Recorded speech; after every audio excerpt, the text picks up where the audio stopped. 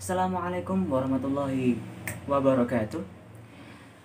Alhamdulillah, selamat pagi saya sampaikan kepada seluruhnya. Dan saya ucapkan terima kasih kepada Bapak Ahmad Salim selaku dosen di dalam mata kuliah Bahasa Indonesia ini. Dan juga saya ucapkan selamat pagi kepada seluruh teman-teman yang sudah online pada pagi hari ini. Terima kasih. Nah, maka dari itu kami dari kelompok 6 akan menjelaskan tentang sistematika penulisan karya ilmiah. Penasaran bagaimana? Maka Penulisan karya tulis ilmiah terdapat kaidah, struktur, serta sistematika penulisan yang harus diperhatikan. Supaya dalam melakukan penulisan karya tulis ilmiah tidak terjadi kesalahan yang berakibat hasil karya tulis kita tidak memenuhi standar penulisan karya tulis ilmiah. Sistematika penulisan karya tulis ilmiah yang pertama adalah judul, disertai pernyataan mengenai maksud penulisan karya tulis ilmiah. Yang kedua, nama dan kedudukan tim pembimbing. Yang ketiga, pernyataan tentang keaslian karya tulis ilmiah. Yang keempat, kata pengantar. Yang kelima, abstrak. Kemudian daftar isi, daftar tabel, daftar gambar, dan daftar lampiran. Oke, saya Syahrul akan melanjutkan presentasi dari teman saya yaitu Yasir Prawira. Kita masuk ke bab selanjutnya yaitu bab pendahuluan. Bagaimana cara kita menulis pendahuluan dalam karya tulis ilmiah? Maka simak berikut ini. Nah, yang pertama kita harus menyiapkan yang pertama ada latar belakang masalah. Nah, pembahasan dalam latar belakang masalah ini bermaksud memberikan mengapa masalah yang diteliti ini timbul dan penting dilihat dari segi profesi peneliti, pengembangan ilmu, dan juga kepentingan pembangunan.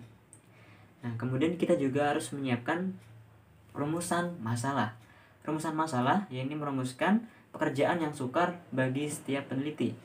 Hal yang dapat menolong mahasiswa keluar dari kesulitan merumuskan judul dan masalah adalah pengetahuan yang luas dan terpadu mengenai teori-teori dan hasil-hasil para pakar terdahulu dalam bidang-bidang yang terkait dengan masalah yang akan diteliti. Kemudian, yaitu ada tujuan penulisan atau tujuan studi. Rumusan tujuan penelitian atau tujuan studi ini menyajikan hasil yang ingin dicapai setelah penelitian selesai dilakukan. Kemudian kita juga harus menyiapkan yang keempat ada asumsi. Nah, fungsi asumsi dalam sebuah skripsi atau dalam karya ilmiah itu sebagai titik pangkal penelitian dalam rangka penulisan karya ilmiah yang berupa teori, evidensi-evidensi, dan juga pemikiran penelitian itu sendiri. Kemudian selanjutnya kita juga harus menyiapkan hipotesis. Hipotesis merupakan jawaban sementara terhadap masalah atau submasalah yang diajukan oleh peneliti yang dijabarkan dari landasan teori atau tinjauan pustaka dan masih harus diuji kebenarannya. Kemudian kita juga harus menyiapkan metode penelitian. Metode penelitian yang disajikan dalam bab pendahuluan bersifat garis besar, sedangkan rinciannya dikemukakan pada bab ketiga. Kemudian yang terakhir kita juga harus menyiapkan lokasi dan sampel penelitian. Di samping menyebutkan lokasi dan sampel penelitian, pada bagian ini kita juga harus disebutkan alasan mengapa penelitian itu dilakukan di tempat itu dengan subjek penelitian tersebut. Bab 3 metode penelitian. Bab ini merupakan penjabaran lebih rinci tentang metode penelitian. Judul dan variabel yang diteliti dalam penelitian itu juga dijelaskan dalam bab ini. Semua prosedur dan tahapan-tahapan penelitian, mulai persiapan hingga penelitian berakhir, dijelaskan dalam bab ini. Di samping itu, dilaporkan juga tentang instrumen yang digunakan beserta proses pengembangan dan uji validitas dan reliabilitasnya. Sangat penting untuk dijelaskan mengapa suatu teknik atau prosedur metode dipilih oleh peneliti. Bab 4 pembahasan hasil-hasil penelitian. Dalam bab ini dilaporkan hasil-hasil penelitian. Penyajian mengikuti butir-butir tujuan pertanyaan atas hipotesis penelitian. Penyajian hasil penelitian diikuti oleh pembahasan. Dalam pembahasan ini diperlukan sikap ilmiah peneliti, yakni sikap bersedia dan terbuka untuk dikritik. Sikap bersedia dan terbuka menemukan sebab-sebab keanehan hasil penelitiannya jika hal itu memang terjadi. Sebaliknya juga sikap tidak segan menemukan hasil penelitiannya secara apa adanya tanpa meninggalkan tata krama ilmiah dan tata krama pergaulan. Dalam bab ini dapat pula disajikan rangkuman secara ringkas dan terpadu sejak dari persiapan sehingga penelitian berakhir. Di tataran ringkas dan terpadu oleh penulis, rangkuman ini tidak harus secara berurutan dari awal hingga akhir, karena tetapi semua komponennya telah dipadukan menjadi satu kesatuan yang utuh dan dituangkan ke dalam satu uraian yang padat.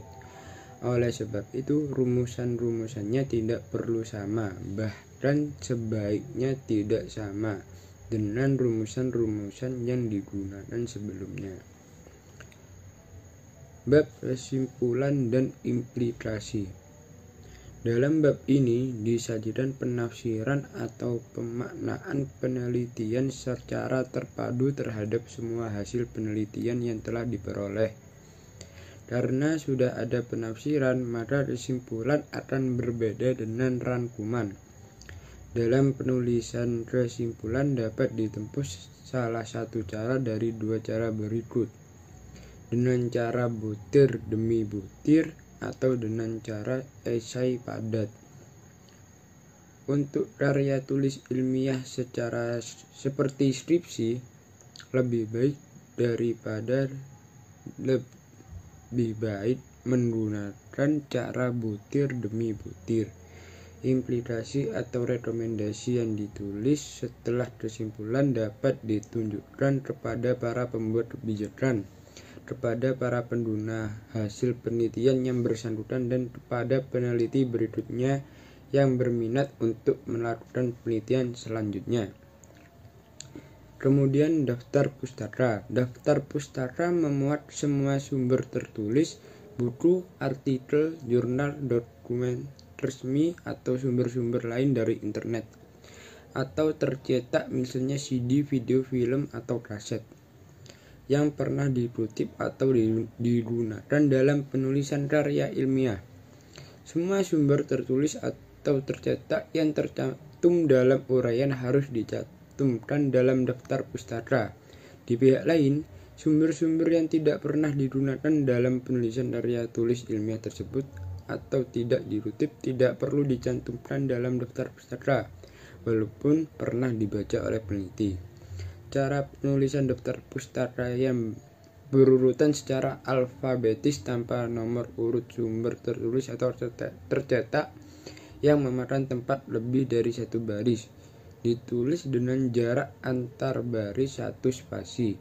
Sedangkan jarak antara sumber-sumber tertulis yang saling berurutan adalah 2 spasi.